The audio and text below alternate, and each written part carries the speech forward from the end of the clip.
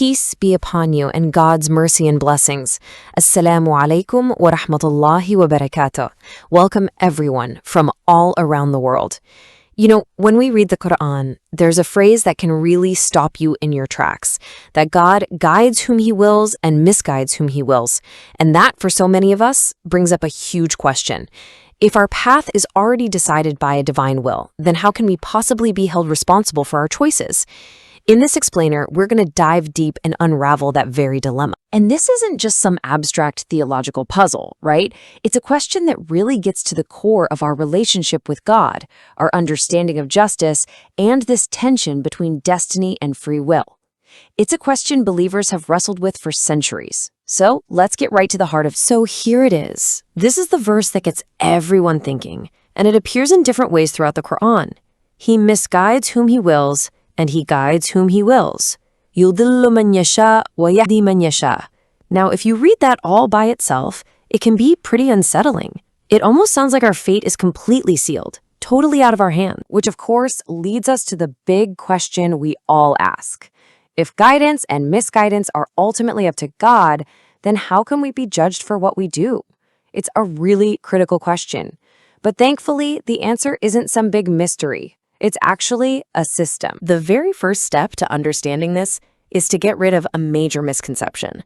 See, most of the confusion starts when we imagine God's will is something like our own. Arbitrary, unpredictable, maybe even based on a mood or a whim. We have this tendency to project our own human limits onto God. But the Quran is really clear that the divine will is the exact opposite of a random whim. It actually operates inside a system, one that is deeply just and based on consistent, reliable laws. The key thing to always remember is the foundation. God is not like anything in His creation. Okay, so if it's not a whim, then what is it?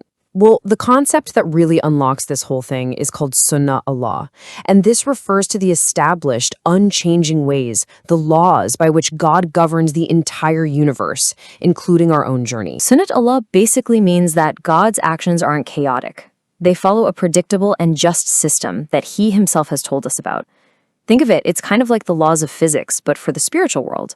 There are very clear causes and effects. So here's the crucial insight. When the Quran says whom He wills, it's not the end of the thought. It's more like a legal clause.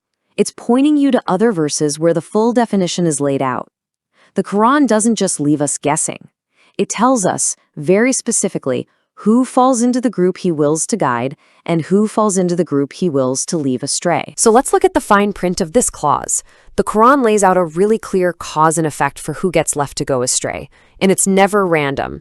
Divine misguidance is always shown as a consequence, a result of choices that a person makes first. The Quran gets very specific. It says God leaves astray those who choose to be unjust, who choose corruption, who choose arrogance. You see the pattern here? It's all about their active role. These aren't just passive victims. They are people who take the first step toward darkness, who deny a faith they once had, or who treat religion like it's some kind of game. God's action is a response, not the first move. And this verse just makes that link crystal clear. And He does not misguide by it except the defiantly disobedient. وَمَا يُضِلُّ بِهِ إِلَّا الْفَاسِقِينَ. The condition for being left in that state of misguidance is a person's own defiant disobedience. The choice came first. Okay, so what about the other side of the coin, the path of guidance? Well, the exact same principle of cause and effect applies. Divine guidance isn't just handed out randomly. It is a direct response to a person's sincere efforts and good intentions. So, who does God will to guide? He guides those who strive in His cause, jahadu fina. Those who repent and turn back to Him, man anab. Those who actually act on the good advice they hear, those who choose to believe and do good, and who hold on tight to God, waman ya'tasim billah. Again and again, it's the person who opens the door and then God's guidance just flows right through. And this is just so powerfully confirmed in this amazing verse. And those who strive for us, we will surely guide them to our ways. وَالَّذِينَ جَاهَدُوا فِينَا لَنَهْدِيَنَّهُمْ سُبُلَنَا. I mean, the promise couldn't be clearer. You put in the sincere effort, and it will be met with certain guidance from Him. So when you put all of this together, It leads to one single powerful conclusion. Your first step is everything. In this divine system, your choice, that initial choice, that's the currency. That's what you spend to enter one path or the other. The Qur'an even gives us this perfect historical example with the people of Thamud. God says, and as for Thamud, we guided them, but they preferred blindness over guidance. وَأَمَّا ثَمُودُ فَهَدَيْنَاهُمْ فَاسْتَحَبُّوا الْعَمَى عَلَى الْهُدَى. Did you catch that? There are two kinds of guidance here. God's initial guidance was to show them the way, to make the truth obvious, but their choice was to actively prefer to be blind. There's a beautiful sacred narration, a hadith Qudsi, that just captures this dynamic so perfectly. God says, "Whoever comes to me walking, I will go to him running. Men atani yamshi ataytuhu harwala." Just think about that. It shows that God's response is so much greater than our small initial effort. We take one small step, and he meets us with this immense, welcoming rush of mercy. And you know what? The Qur'an actually anticipates the very excuse we started this whole conversation with. It describes a person on the Day of Judgment crying out, "If only Allah had guided me, I would have been among the righteous." أن تقول لو أن الله هداني لكنت من المتقين.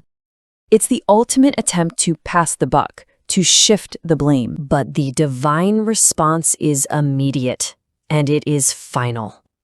But yes, my signs had come to you, but you denied them and were arrogant.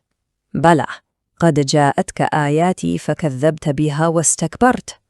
And right there, accountability is placed squarely back on the human being. The signs were there. The path was made clear. The choice to deny it, that was theirs and theirs alone. So in the end, the mystery isn't really about a predetermined fate that we can't control. It's about a just, predictable, and responsive system. God's will is to guide anyone who truly wants guidance, and to let go of anyone who actively chooses to turn away. He has shown the way. That first step, the currency of your choice, is in your hands.